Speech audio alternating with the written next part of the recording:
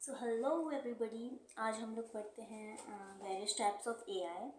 तो artificial intelligence को हम लोगों ने दो बेसिस पे डिवाइड किया है। फर्स्ट है based on its capabilities and second है based on its functionalities. Means वो कितना कैपेबल है, किस टाइप के टास्क को परफॉर्म कर पा रहा है, उसके अंदर कैपेबिलिटीज़ क्या है वो है, और फंक्शनैलिटीज़ मीन्स वो परफॉर्म कैसे कर रहा है। ठीक है, इसको हम अच्छे से डीपली भी पढ़ते हैं आगे। तो बेस्ड ऑन कैपेबिलिटीज़ में आता है narrow AI, general AI and super AI. Based on functionalities में reactive machine, limited memory, theory of mind, self aware AI.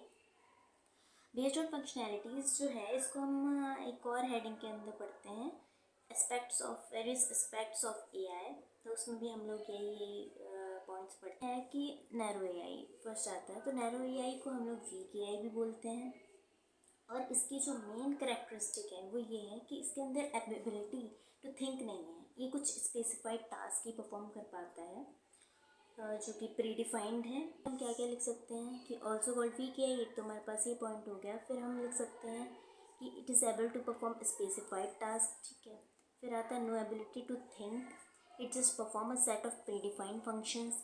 फिर हम लिख सकते हैं, अभी हम लोग जब आगे पढ़ेंगे रिएक्टिव और लिमिटेड मेमोरी तब आपको सही से समझ आएगा। कैन आइदर भी मीन्स हमने ये क्लासिफिकेशन फंक्शनैलिटीज़ के बेसिस पे किया है ये वाला, और ये वाला हमने कैपेबिलिटीज़ के बेसिस पे किया है। तो फंक्शनैलिटीज़ के बेसिस पे जो रिएक्टिव और लिमिटेड मेमोरी है वो कैपेबिलिटीज़ के बेसिस में नैरो एआई के अंडर आती है।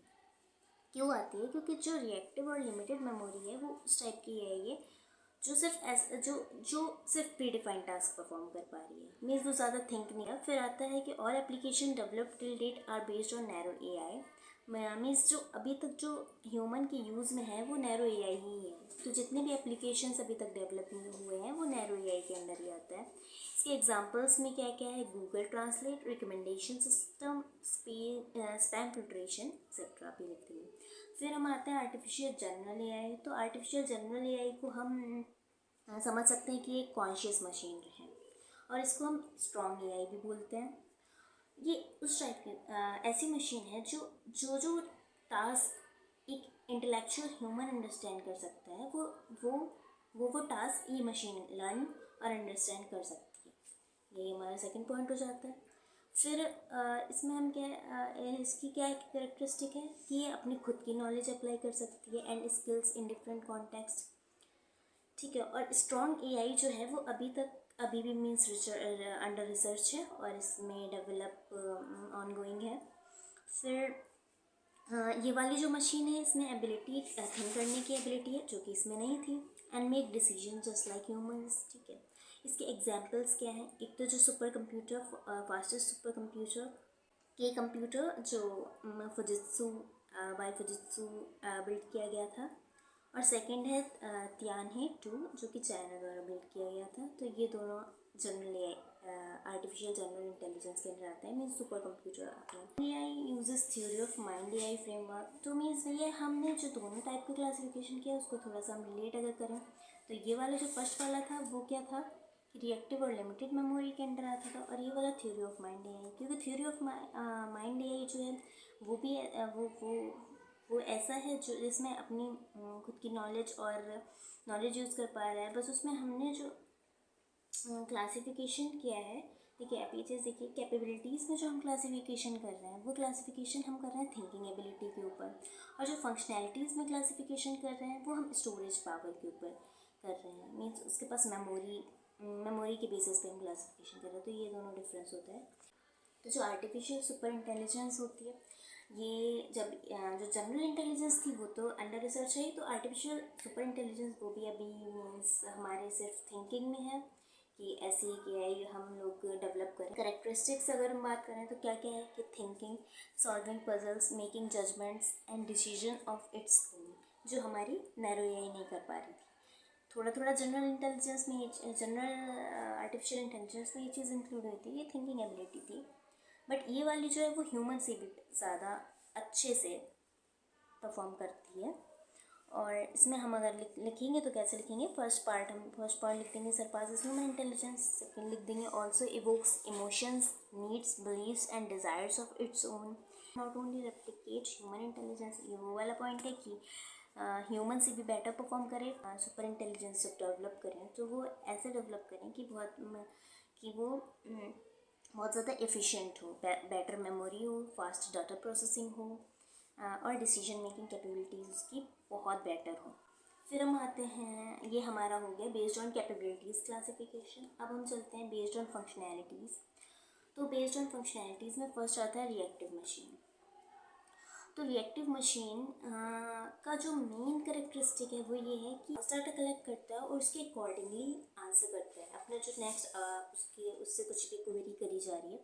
बट जो रिएक्टिव मशीन है वो क्या है कि वो डज नॉट स्टोर मेमोरीज और use past experience to determine future action. It directly perceives the world and react to it. Directly world को परसीव करता है और रिएक्ट करता है, प्रेजेंट डाटा पे वर्क करता है और ये स्पेसिफिक टास्क परफॉर्म करता है। उसके अलावा कैपेबिलिटीज़ इसमें नहीं है, जो कि हमने उसमें भी नैरो एआई में भी पढ़ा था कि वो स्पेसिफिक टास्क ही परफॉर्म करता है। और इसका एग्जांपल अगर हम लें तो IBM ने एक डीप ब्लू नाम का सॉफ्टवेयर डेवलप किया था जो reactive machine based artificial intelligence था, और जिसने जो उस टाइम के चेस ग्रैंड मास्टर थे गैरी कैस्परोव उनको बीट किया था। तो ये इसका एग्जांपल आप लिख सकते हैं अपने वर्ड्स में। फिर नेक्स्ट आता है लिमिटेड मेमोरी। तो लिमिटेड मेमोरी में क्या है कि ये सिमिलर टू रिएक्टिव मशीन है, बट इसमें एक एड ऑन है कि ये कुछ मेमोरीज स्टोर करता है और उनको यूज़ करता है अपने नेक्स्ट जो भी फ्यूचर एक्शंस हैं उनको डिटरमाइन करने में। ये जो हमारा रिएक्टिव मशीन था वो फर्स्ट क्लास ऑफ एआई को बिलोंग करता है और लिमिटेड मेमोरी जो है वो class second category of AI application है। इसका एग्जांपल क्या हो जाएगा, self driven cars. Third category के ऊपर बढ़ते हैं हम लोग, जो वो होता है theory of mind. Theory of mind भी अभी वर्क इन प्रोग्रेस है, means researches are going on. और ये नेक्स्ट लेवल ऑफ एआई है जहाँ पे सेवरल रिसर्चर्स आर डिवोटेड हैं इस फील्ड में। इसकी जो मेन कैरेक्टरिस्टिक होगी वो क्या होगी कि ये ह्यूमन के साथ इंटरेक्ट कर पाएगी और उसकी needs, emotions, beliefs and thought process को समझ पाएगी। इसका एग्जांपल सोफिया जो हंसा रोबोटिक्स नाम की जो कंपनी है उसने डेवलप किया है, जो एग्जांपल है थ्योरी ऑफ माइंड। और ये इम्प्लीमेंट कैसे करता है कि इस जो सोफिया की आइज़ हैं उनमें कैमरा फिट किया हुआ है जिससे वो अपने वर्ल्ड, अपने सराउंडिंग वर्ल्ड को परसीव कर पाती है और अकॉर्डिंगली रिएक्ट कर पाती है। फोर्थ सब कैटेगरी है सेल्फ अवेयर एआई। ये भी अंडर रिसर्च है और ये एग्जिस्ट हाइपोथेटिकली एग्जिस्ट करती है।